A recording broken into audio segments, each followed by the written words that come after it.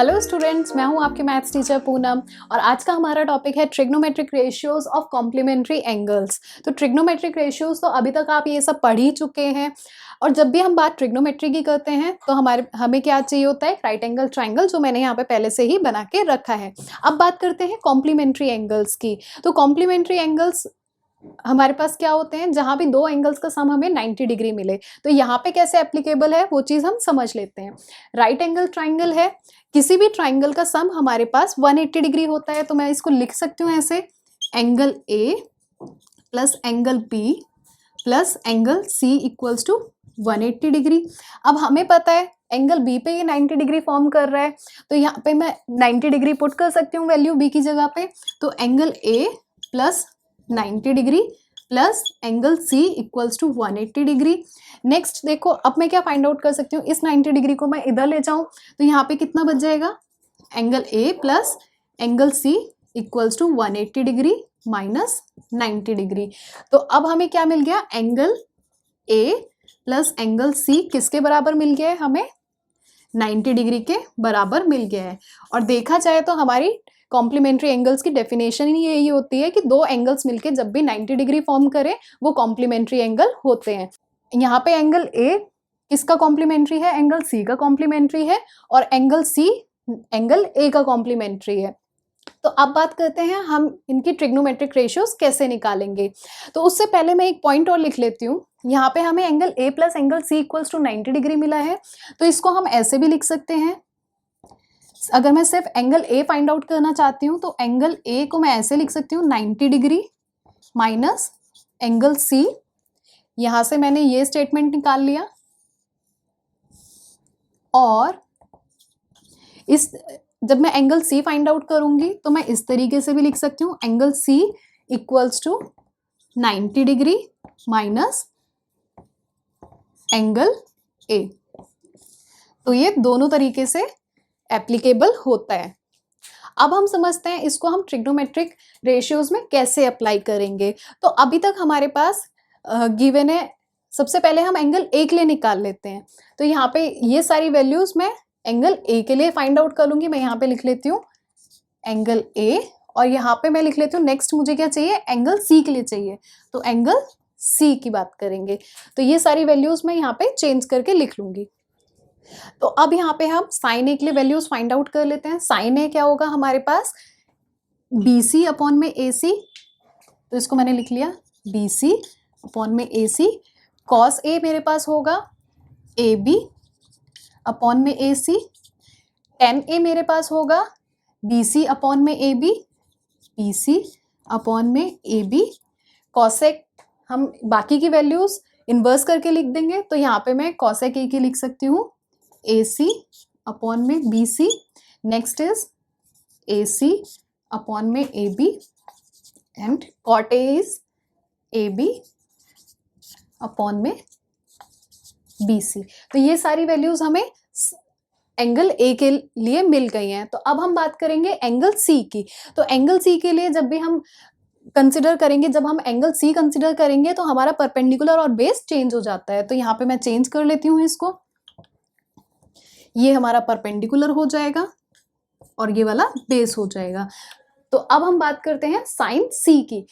हमारे पास ये वाला एंगल कंसिडर कर रहे हैं, तो साइन सी के लिए हमारे पास क्या हो जाएगा, परपेंडिकुलर ए बी और हाइपोटेन्यूज तो सेम रहेगा, this will be A C. Cos C की बात करेंगे तो this will be B C upon में ए सी।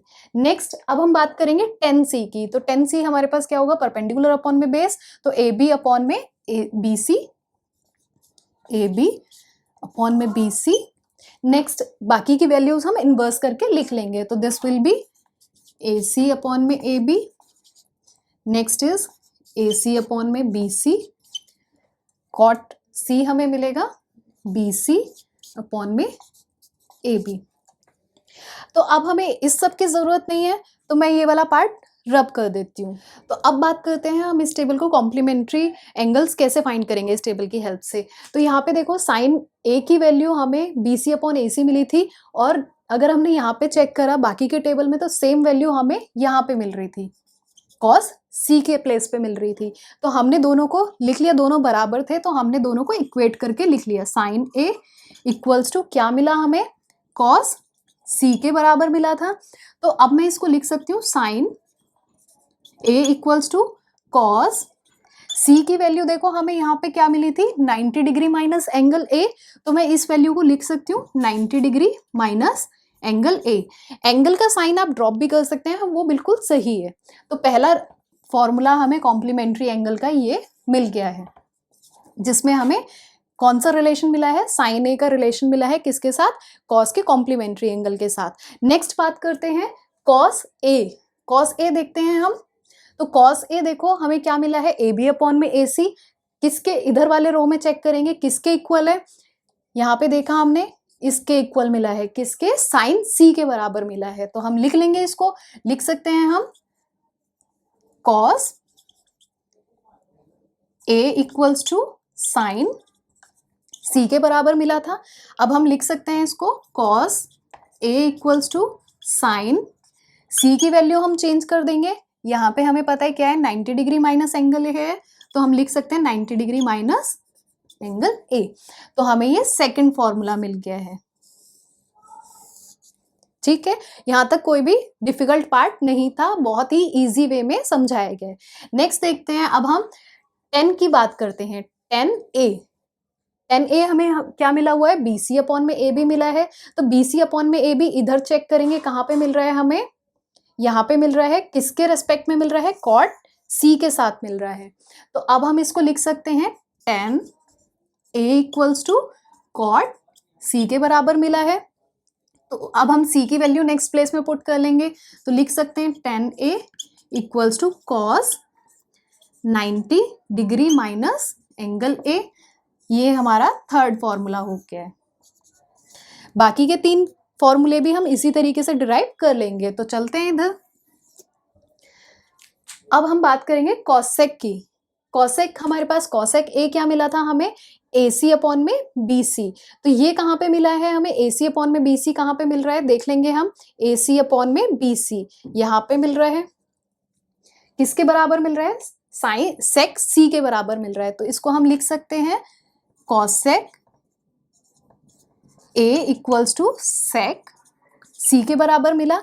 वापस से C की वैल्यू चेंज करके लिख देंगे, तो this will be cosec A equals to sec 90 degree minus A।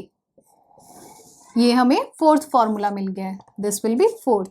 अब हम बात करेंगे सेक के लिए, तो सेक A की वैल्यू चेक करेंगे हम, AC अपॉन में AB है, कहाँ पे मिल रही है हमें, यहाँ पे मिल रही है, किसके इक्वल मिल रही है, कॉसेक C के बराबर मिल रही है। तो हम लिख लेंगे इसको sec A equals to cosec C। अब हम वापस से C की वैल्यू चेंज करके लिख लेंगे sec A equals to cosec 90 degree minus angle A। This will be our fifth formula. 5 मिल गए हैं, एक बचा है। तो अब हम बात करेंगे कॉट की। कॉट में देखो AB अपॉन में AC है, AB अपॉन में BC है, तो यहाँ पे चेक करो AB अपॉन में BC हमें कहाँ पे मिल रहा है, यहाँ पे मिल रहा है, 10C के साथ मिल रहा है।